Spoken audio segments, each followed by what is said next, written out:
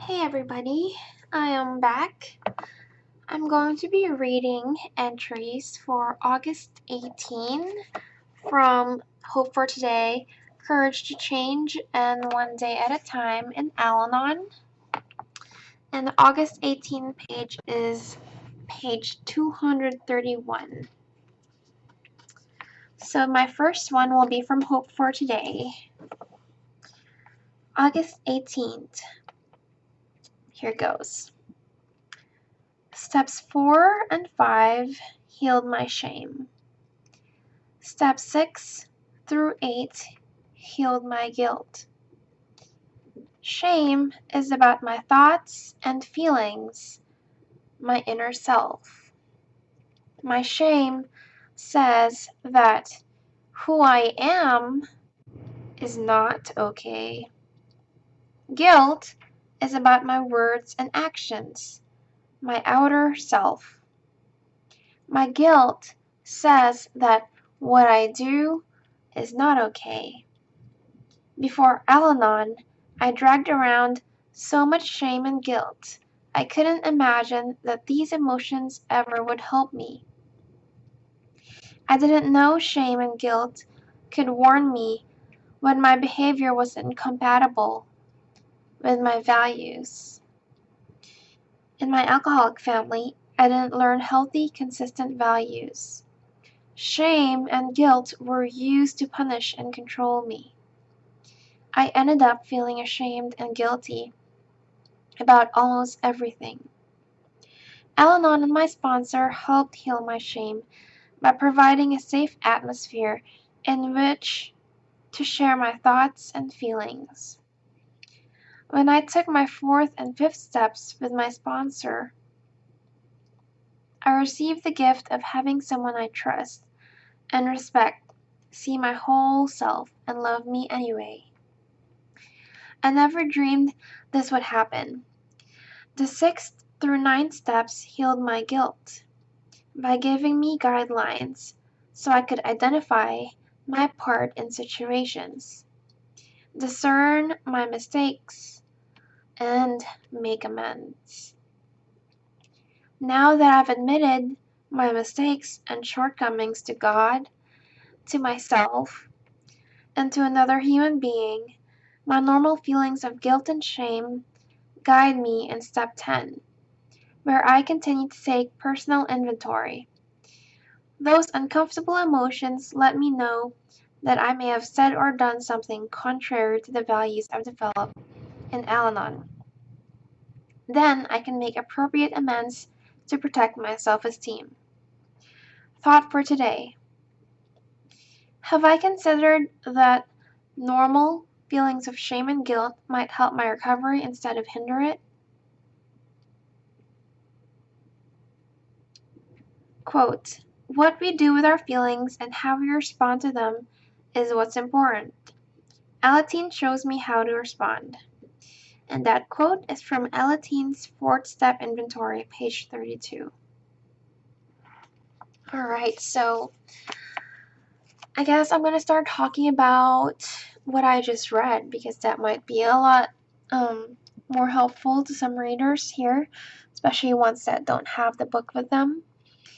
And so I like this because it talks about how working the 12 steps can really help somebody distinguish between what shame really is and what guilt really is.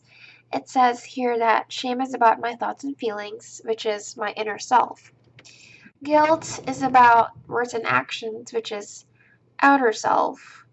So if shame is inner and guilt is outer, and how it says here, shame and guilt were used to punish and control me, I end up feeling ashamed and guilty about almost anything. And so I think that plays a huge part of recovery and where the line is between shame and guilt, what is okay versus what is not okay. I like how it says under thought for today, it says, have I considered that normal feelings of shame and guilt might help my recovery instead of hinder it? So for that, I think about the Serenity Prayer.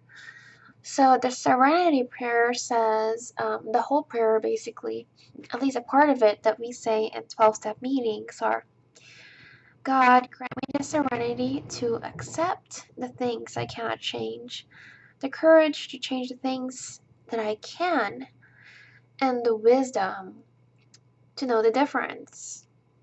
And so I think that prayer is also helping accept shame and guilt as they are, and myself and my actions as I am. Having the courage to actually face all of that, because some people, they don't want to face it. And this program is very much individual based, inner based, not outward based. And so that's having the courage to face it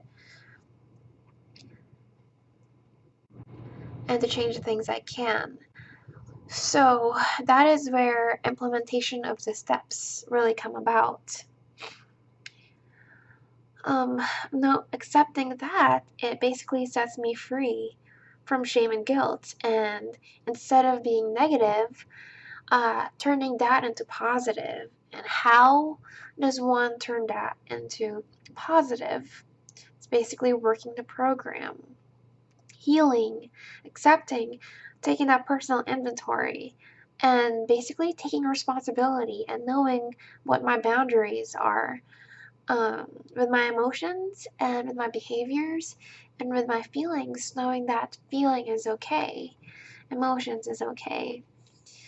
So I like what it says here. Then I can make appropriate amends to protect my self-esteem. So one of the things that we've talked about in recovery is forgiving myself and forgiving myself for not being able to forgive other people, and that's still forgiveness. And if I'm not ready to forgive, then just letting that go, letting go. So it's not always that easy. It really takes a lot of mental practice. Okay, I'm moving on. So moving on, I'm going to be reading Courage to Change. Page 231, August 18. Here goes. Tradition 6 tells us, our family groups ought never endorse, finance, or lend our name to any outside enterprise, lest problems of money, property, and prestige divert us from our primary spiritual aim. I have had occasion to refer to this tradition many times while doing service work at our local Al-Anon information office. I often receive requests for Al-Anon's endorsement from various research projects, charities, and treatment programs. These requests always pique my interest, and many appear to have merit. As an individual, I am free to participate in any cause I support. As an Al-Anon member, I am free to send information about our fellowship to outside organizations, but I cannot consider affiliating my group with these outside enterprises, no matter how worthy they may be. Doing so could divert us from the primary spiritual aim of our program, which is to help families and friends of alcoholics recover from the effects of alcoholism.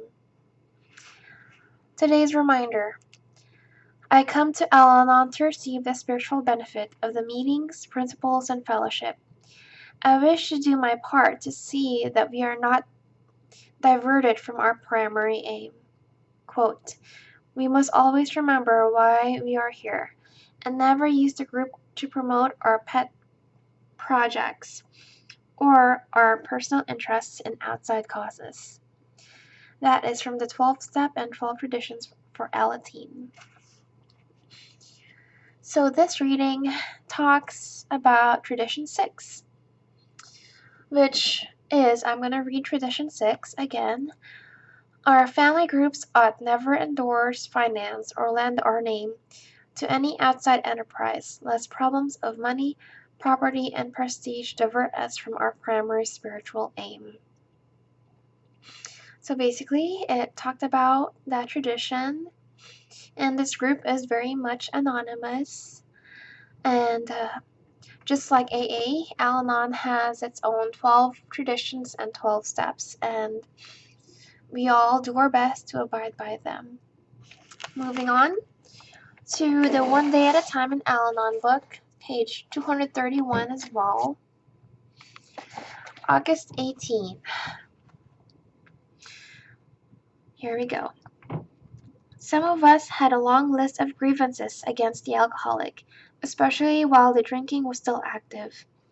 The worst possible thing we can do is to remember them, dwell on them, and polish up our halos of martyrdom.